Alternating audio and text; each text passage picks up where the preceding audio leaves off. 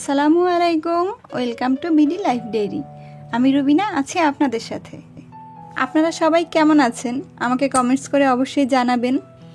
আশা করছি আল্লাহ তাআলার অশেষ রহমতে আপনারা সবাই ভালো আছেন। আলহামদুলিল্লাহ, আমিও ভালো আছি এবং আমার পরিবারের সবাই ভালো আছে। প্রিয় ভাইয়া এবং আপুরা, আপনারা যারা যারা আমার এই ভিডিওটি দেখা শুরু করেছেন, প্লিজ একটা লাইক দিয়ে দিবেন। আর আপনারা যারা জানেন না তাদের উদ্দেশ্য করেই বলছি, আপনাদের দেয়া একটা লাইক কিন্তু আমার ভিডিওটাতে র্যাঙ্ক করতে অনেক সাহায্য করে। ইউটিউবে যারাই আসে সবাই কিন্তু একটা স্বপ্ন নিয়ে আসে, তাই না? আমিও কিন্তু বেশ কিছুদিন হচ্ছে আপনাদের সাথে কানেক্ট আছি। আমিও কিন্তু চাই অন্য সবার মতো যে আমার পরিবারটাও বড় হোক। আমিও যথেষ্ট ভালোবাসা দিয়ে এখানে কাজ করার চেষ্টা করি। আশা করছি আপনাদের একটু হলেও ভালো লাগে। আর যারা একটু ভালো লেগে থাকে যাদের কাছে, প্লিজ লাইক দিয়ে দিবেন। আর যারা অলরেডি লাইক দিয়ে দিয়েছেন তাদেরকে জানাই অসংখ্য ধন্যবাদ।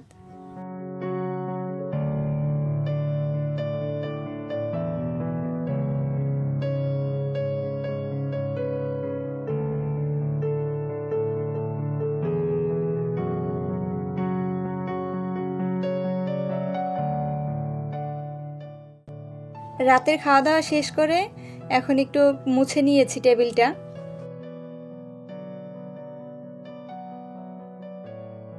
রাতের খাবারের পর এই খাবারগুলো বেঁচে গিয়েছে, এগুলো সকালবেলা রুটি দিয়ে খাওয়া হবে আমাদের।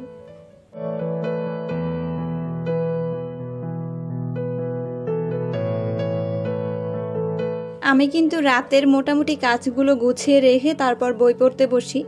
আর পড়তে বসার মেইন উদ্দেশ্যই হচ্ছে গিয়ে সামনের পরীক্ষা চলে এসেছে, ফাইনাল। কোভিডের কারণে কিন্তু পড়ালেখার অনেক একটা বিপর্যস্ত অবস্থা হয়েছে।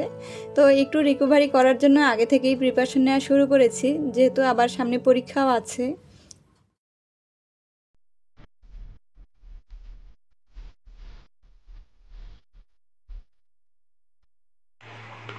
রাতের বেলা কিন্তু কম বেশি সবার ঘরেই অপরিষ্কার হাঁড়ি পাতিল থাকে, তো ওগুলোই আমি এখন ক্লিন করে নিচ্ছি। রাত্রে যদি এইগুলো পরিষ্কার করে রান্নাঘরে একটু ক্লিন করে রেখে আপনি ঘুমাতে যান, সেক্ষেত্রে কিন্তু দেখবেন সকালবেলা যখন উঠে রান্নাঘরে আসবেন না, তখন কিন্তু একটা ফ্রেশ ফিল হয় আর দিনটাও কিন্তু খুব সুন্দরভাবে শুরু হয়। আমি যেদিন রাতের বেলা পরিষ্কার করতে না পারি সেদিন কিন্তু আমার সকালবেলার নাস্তা তৈরি করতে অনেক কষ্ট হয়। তো এর জন্য চেষ্টা করি যে রাতের বেলা পরিষ্কার করে রাখতে, তাহলে সকালবেলার নাস্তাটাও খুব দ্রুত তৈরি করে ফেলতে পারি।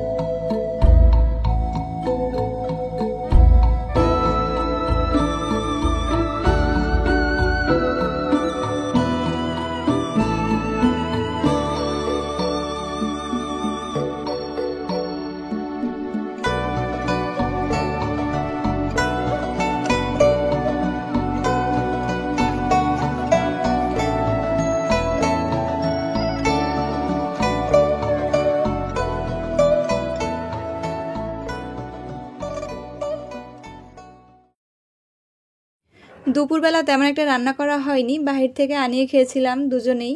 সে কারণেই রান্নাবান্নাটা কিন্তু আমি রাত্রে করেছি। তো এর জন্য চুলার পাশটাও কিন্তু একটু অপরিষ্কার বেশি হয়েছে। আর রাত্রেবেলা কিন্তু চুলার আশপাশটা একটু ভালোভাবে ক্লিন করে রাখা উচিত, তাহলে কিন্তু তেলাপোকার প্রভাবটা অনেক কম হবে। আর যদি অপরিষ্কার থাকে সেখানে তো তেলাপোকা খাবার খেতে আসবেই, আর উপদ্রবও কিন্তু বেড়ে যাবে। সেজন্য উচিত কিন্তু রাত্রেবেলা পরিষ্কার করে রাখা।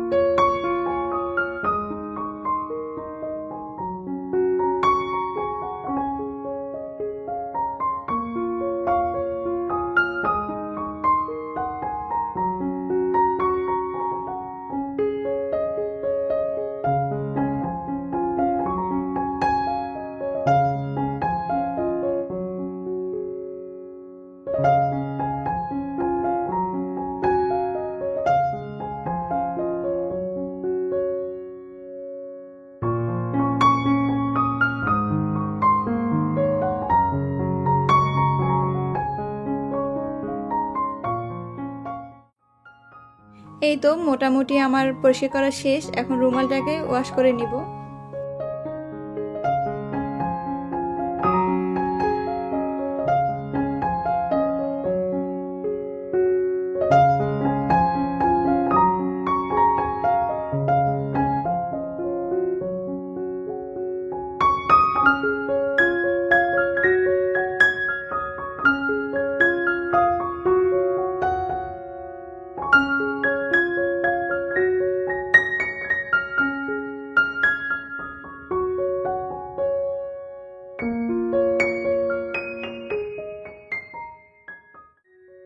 রাত্রেবেলা পরিষ্কার করার পরে রান্নাঘরের ফাইনাল লুকটা একটু দেখিয়ে নিচ্ছি।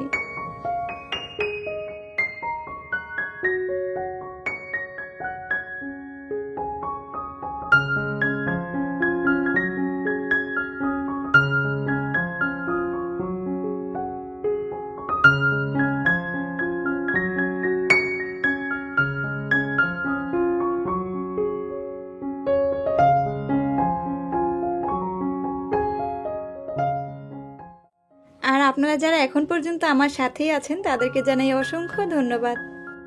আপনাদের সবার সুস্থতা কামনা করে আজকের মতো এখানেই বিদায় নিচ্ছি। সবাই ভালো থাকবেন, আমাদের জন্য দোয়া করবেন। আল্লাহ হাফেজ। আসসালামু আলাইকুম।